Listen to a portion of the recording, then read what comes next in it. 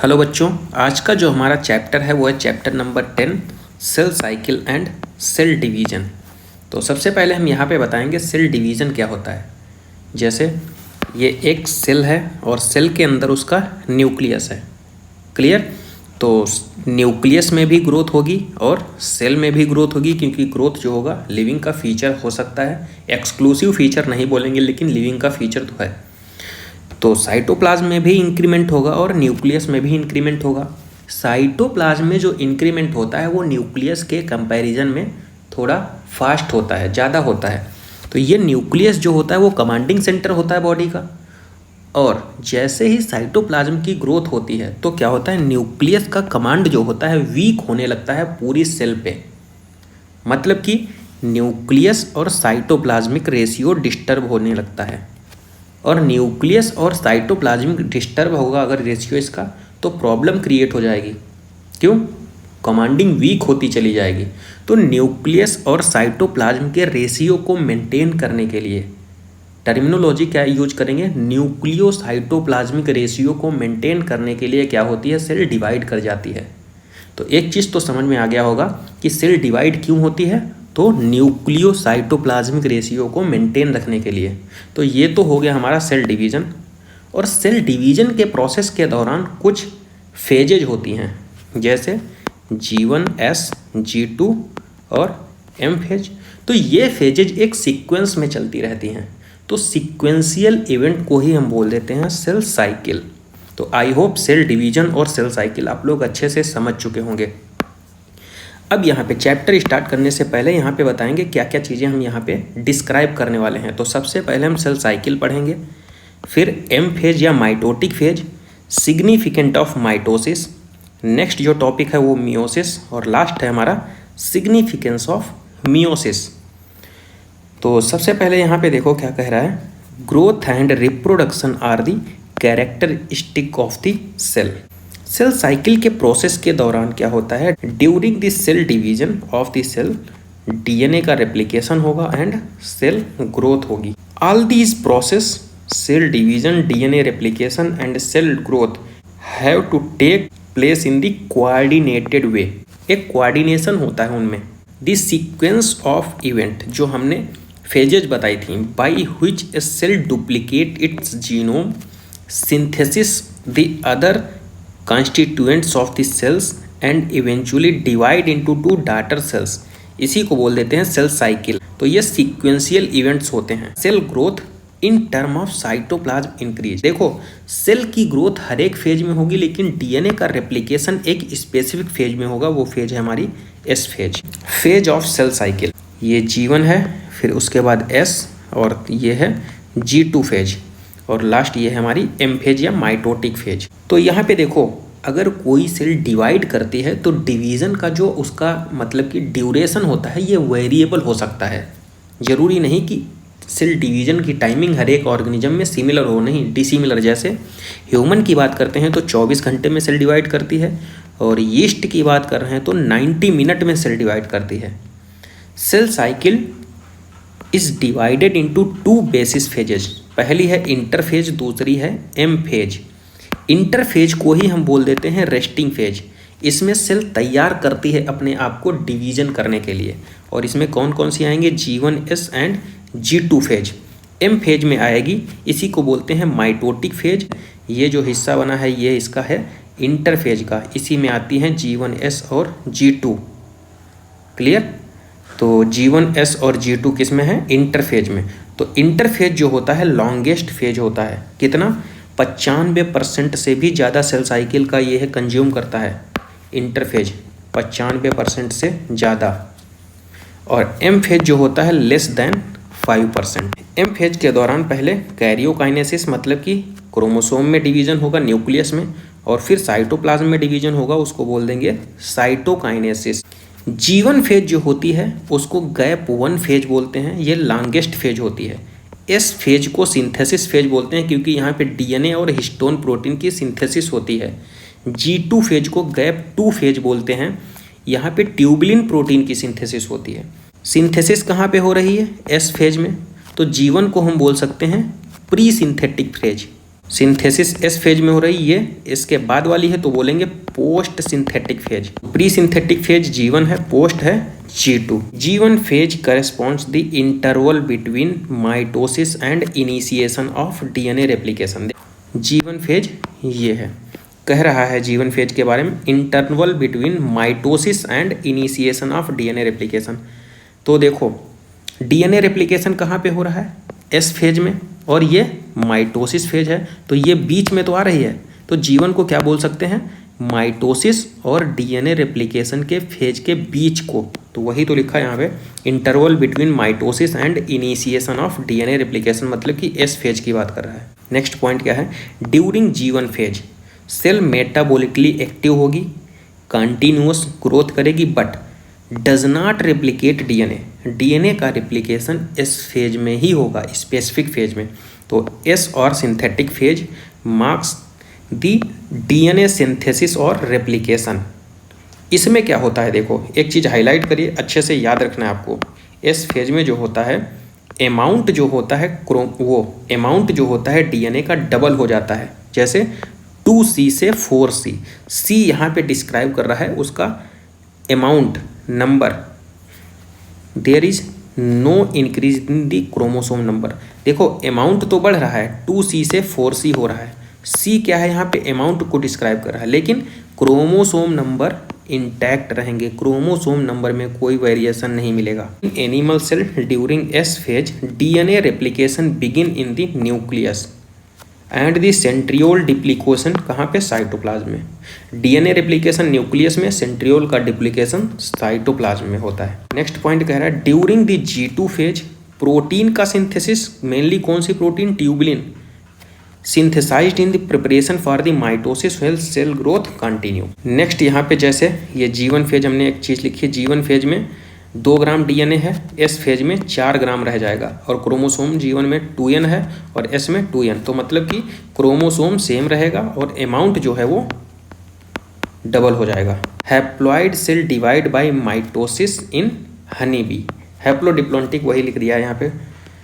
Mitosis occurs in plant cell, in haploid और diploid दोनों में होगा। माइटोसिस का प्रोसेस जो होगा हैप्लॉइड और डिप्लॉइड दोनों में होगा प्लांट सेल के अंदर। Some cells in the adult animal do not appear to exhibit division, जैसे हार्ट सेल, उसमें सेंट्रियोल नहीं पाया जाता है। तो यहाँ पे हम सीक्वेंस बताते हैं। ये सीक्वेंस पहला है G1S G2M।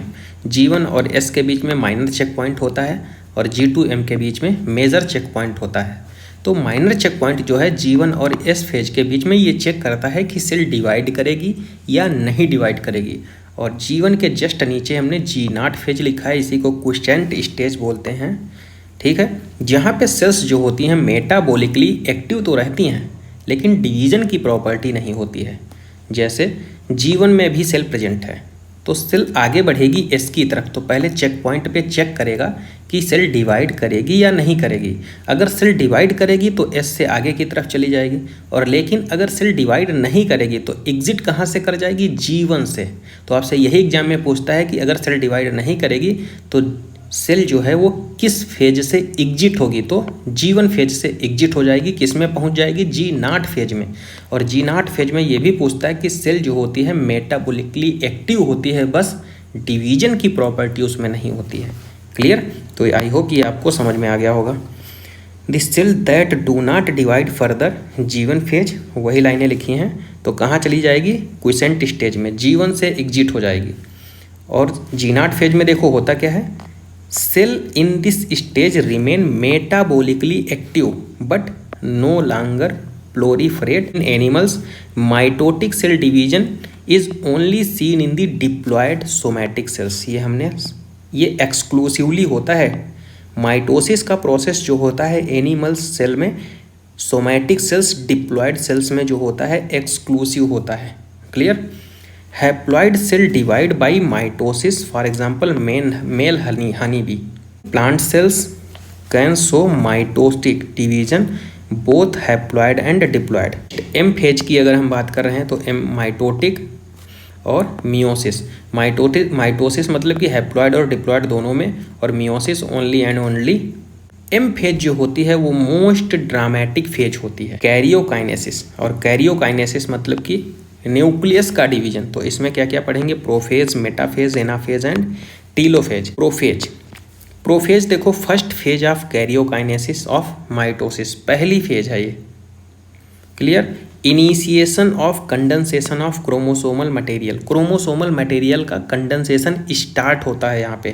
Chromosomal material condense, centromere जो होता है begins to move towards the opposite pole of the cell, opposite pole पे जाना स्टार्ट कर देते हैं। इसमें देखो do not show Golgi complex, endoplasmic reticulum, nucleolus and nuclear membrane. ये देखो अर्ली प्रोफेज है, कंडेंसेशन स्टार्ट हुआ है क्रोमोसोमल मटेरियल का।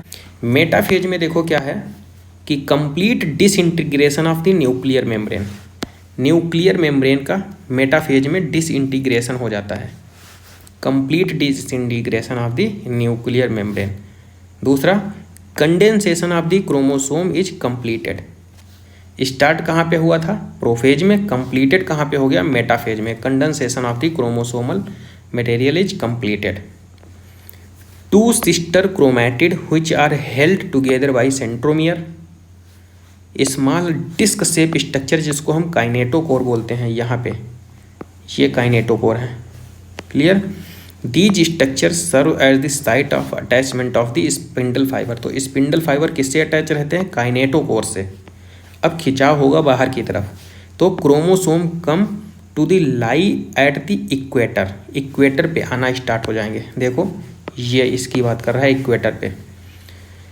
One chromatid of each chromosome connected by kinetochore of the spindle fibre from one pole and its sister chromatid connected by the kinetochore to spindle fibre from opposite pole. इसकी बात कर रहा है, ये spindle fibre connect है kinetochore से, ये opposite pole पे हैं। ठीक है।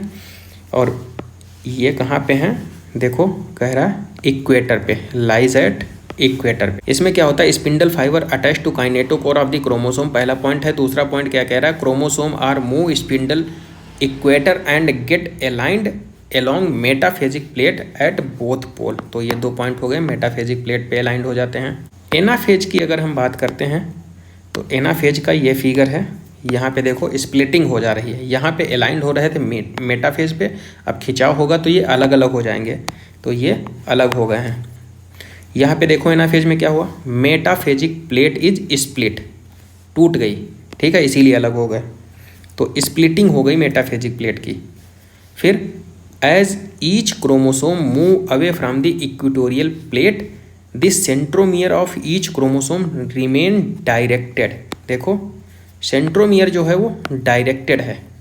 ठीक है, मेटाफेजिक प्लेट में ब्रेक डाउन हुआ towards the pole and hence at the leading edge with the arm of the chromosome trailing behind. इसमें देखो की इवेंट्स कौन कौन से होंगे, सेंट्रोमियर स्प्लिटिंग हो गई एंड क्रोमैटिड जो हो गए वो सेपरेट हो गए। Chromatid moves to the opposite pole. Telophase में देखो क्या कह रहा है, फाइनल स्टेज ऑफ कैरियोकाइनेसिस। तो ये कैरियोकाइनेसिस की स्टेजेस पढ़ रहे हैं ना, तो ये लास्ट स्टेज है telophase. Decondensation and loss their individuality. की इवेंट्स की बात कर लेते हैं। आइडेंटिटी इज लॉस्ट, क्रोमोसोम की आइडेंटिटी लॉस्ट हो जाती, खत्म हो जाती है। Nuclear envelope develop around the chromosome cluster, each pole forming 2 daughter nuclei. यहाँ पे देखो nucleolus, Golgi complex, endoplasmic reticulum गायब किस में हुए थे, प्रोफेज में, और इसमें फिर से फॉर्म हो जाएंगे, रीफॉर्म। न्यूक्लियोलस, गोल्जी कॉम्प्लेक्स और एंडोप्लाज्मिक रेटिकुलम किस में, टीलोफेज में, फिर से रीफॉर्म हो जाएंगे। अब यहाँ पे हमने कैरियोकाइनेसिस पढ़ लिया, अब बात करेंगे साइटोकाइनेसिस की। तो साइटोकाइनेसिस जो होता है सेल डिवीजन होता है साइटोप्लाज्म का। इसमें देखो in the animal cells furrow formation होगा, क्लियर, और प्लांट में सेल प्लेट का फार्मेशन होगा middle lamella between the wall of 2 adjacent cells. Furrow formation animal में और सेल प्लेट का फार्मेशन मिडिल लेमिला मतलब कि प्लांट सेल में होगा। In some organism karyokinesis is not followed by cytokinesis as a result of which is multi nucleated condition, मतलब कि सिंसाइसियम condition, जैसे कोकोनट में सिंसाइसियम कंडीशन किस में पाई जाएगी, liquid endosperm of the coconut. अब सिग्निफिकेंस ऑफ माइटोसिस की अगर हम बात करते हैं तो सेल रिपेयर में हेल्प करेंगे, ऊपर हमने यहाँ पे लिख दिया है cell repairing division in apical and lateral cambium, growth of the multi cellular organism, production of diploid daughter cell with identical genetic complements, growth of multi cellular organism due to mitosis, cell growth result in the disturbing the ratio between the nucleus and cytoplasm, यही nucleocytoplasmic ratio, restore the nucleocytoplasmic ratio, cell repair, upper layer of the epidermis, cell of the lining of gut, blood cell are being constantly replaced. Meristem में देखो क्या कह रहा है, apical and lateral cambium result in the continuous growth of the plant throughout life. यहाँ पे अब हम बात करेंगे मियोसिस में। तो मियोसिस में दो चीज़ें होंगी, मियोसिस फर्स्ट और मियोसिस सेकेंड। मियोसिस फर्स्ट और मियोसिस सेकेंड के बीच के स्पेस को हम बोल देंगे interkinesis phase. Clear. Meiosis first में डायड ऑफ द सेल्स बनेंगे 2 और मियोसिस सेकेंड में टेट्रॉड ऑफ द सेल्स का फॉर्मेशन होगा। मियोसिस फर्स्ट में देखो prophase, metaphase first, anaphase first, telophase first. ऐसे ही मियोसिस सेकेंड में prophase second, metaphase second, anaphase second and telophase second होगा। यहाँ पे जो सबसे ज़्यादा इंपॉर्टेंट है, जहाँ से क्वेश्चन पूछता है, वो है हमारा प्रोफेज फर्स्ट। प्रोफेज फर्स्ट में कौन कौन सी सब फेजेज आएंगी? पहली है लेप्टोटीन, दूसरी जाइगोटीन, थर्ड है पैकाटीन, फोर्थ है डिप्लोटीन एंड फिफ्थ है डायाकाइनेसिस। मियोसिस सेकेंड जो होता है वो माइटोसिस के सिमिलर होता है। तो मियोसिस फर्स्ट में सबसे पहले जिसकी हम बात करेंगे वो है प्रोफेज फर्स्ट। और प्रोफेज फर्स्ट में कौन कौन सी चीज़ें आ रही हैं? Leptotene, zygotene, pachytene, diplotene and diakinesis. तो सबसे पहले यहाँ पे हम रिवीजन करने वाले हैं लेप्टोटीन। तो साइड में हमने लिख दिया है कि gradually visible under the light microscope compaction of the chromosome continue through out leptotene. Beed like structure बनती है लेप्टोटीन में, याद रखिए, कॉम्पैक्शन ऑफ द क्रोमोसोम। तो लेप्टोटीन हो गया। दूसरी जो फेज है वो है हमारी जाइगोटीन। जाइगोटीन में क्या होता है? सिनेप्सिस का प्रोसेस होता है, सिनेप्टोडर्मल कॉम्प्लेक्स का फॉर्मेशन होता है और बाईवेलेंट और टेट्राड का फॉर्मेशन हो जाता है। तो ये जाइगोटीन की बात कर रहा है। क्या? सिनेप्सिस और सिनेप्टोडर्मल कॉम्प्लेक्स का फॉर्मेशन होता है, कॉम्प्लेक्स का फॉर्मेशन होता है सिनेप्टोडर्मल कॉम्प्लेक्स, बाईवेलेंट और टेट्राड का फॉर्मेशन हो जाता है। नेक्स्ट जो फेज है हमारी पैकाटीन। पैकाटीन फेज में देखो क्या क्या होता है? अपीयरेंस ऑफ रिकॉम्बिनेशन नोड्यूल्स, और यहाँ पे क्रॉसिंग ओवर का प्रोसेस होता है। और ये इंपॉर्टेंट है, क्रॉसिंग ओवर किसके किसके बीच में होता है? तो non sister chromatid of homologous chromosome, non sister chromatid of homologous chromosome के बीच में क्रॉसिंग ओवर का प्रोसेस होता है। ये एक एंजाइमेटिक प्रोसेस होता है और एंजाइम कौन सा लगता है? Recombinase enzyme. क्लियर। तो recombination between homologous chromosome is completed by the end of pachytene. Next जो हमारी फेज है वो है डिप्लोटीन। तो पैकाटीन के बारे में हम यहाँ पे साइड में देखो लिखा है, क्रॉसिंग ओवर होता है, रिकॉम्बिनेशन नोड्यूल का फॉर्मेशन होता है, रिकॉम्बिनेज एंजाइम एक्ट करता है, एंजाइमेटिक प्रोसेस होता है, और क्रॉसिंग ओवर किसके किसके बीच में होता है? Non sister chromatid of homologous chromosome. ये पैकाटीन के लिए हो गया। नेक्स्ट जो फेज है हमारी वो है डिप्लोटीन। डिप्लोटीन फेज में देखो क्या होता है? फॉर्मेशन देखो कहाँ पे हुआ था? सिनेप्टोडर्मल कॉम्प्लेक्स का जाइगोटीन में, और डिसोल्यूशन कहाँ पे होगा? डिप्लोटीन में। तो डिसोल्यूशन ऑफ सिनेप्टोडर्मल कॉम्प्लेक्स, देखो स्टार्टिंग से दूसरे नंबर पे फॉर्मेशन, लास्ट से दूसरे नंबर पे डिसोल्यूशन। तो dissolution of the synaptonemal complex, और एक्स शेप की स्ट्रक्चर बनती है, इसको हम बोल देते हैं chiasmata. X shape structure chiasmata का फॉर्मेशन होता है in oocyte of some vertebrate. Diplotene can last for month और ईयर। डायाकाइनेसिस, इसमें क्या होता है? Terminalization of the chiasmata. Clear. Chiasmata कहाँ पे देखने को मिले थे हमको? डिप्लोटीन में। और टर्मिनलाइजेशन कहाँ पे हो रहा है कियाजमेटा का? तो डायाकाइनेसिस में। टर्मिनलाइजेशन ऑफ कियाजमेटा, न्यूक्लियोलस जो होता है डिसएपियर हो जाता है, ट्रांजिशन टू मेटाफेज फर्स्ट। ये लास्ट फेज है प्रोफेज फर्स्ट की, तो यहाँ से ट्रांजिशन हो जाता है मेटाफेज फर्स्ट में। तो diakinesis represent transition of the metaphase first. यहाँ पे बात करते हैं मेटाफेज फर्स्ट की। तो सेम हम जैसे मेटाफेज की बात कर रहे थे, तो यहाँ पे भी वैसे ही हमको सीखने को मिलेगा कि मेटाफेज फर्स्ट में क्या होता है। वहाँ पे क्रोमोसोम की बात कर रहे थे, यहाँ पे बाईवेलेंट आ जाएगा। तो बाईवेलेंट अलाइंड हो जाते हैं इक्वेटर पे। क्लियर। तो यहाँ पे देखो एलाइन हो गया बाइवेलेंट मेटाफेज फर्स्ट में। एनाफेज की बात कर रहे हैं तो होमोलोगस क्रोमोसोम सेपरेट हो जाएंगे, वहाँ क्रोमोसोम की बात कर रहा था।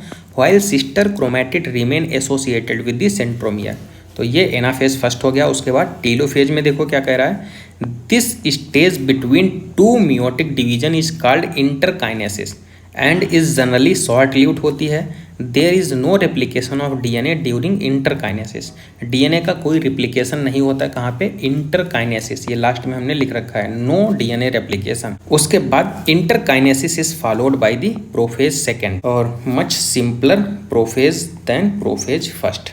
मियोसिस सेकेंड की बात कर लेते हैं यहाँ पे, तो प्रोफेज सेकेंड, मियोसिस सेकेंड हमने माइटोसिस सिमिलर बताया था, तो यहाँ पे लिखा भी है जैसे meiosis second resemble a normal mitosis, chromosome again become compact. Metaphase second में देखो क्या हो रहा है, क्रोमोसोम एलाइंड एंड इक्वेटर, वहाँ पे बाइवेलेंट आ गया था, ये माइटोसिस के सिमिलर है इसीलिए कह रहा chromosome aligned eight the equator.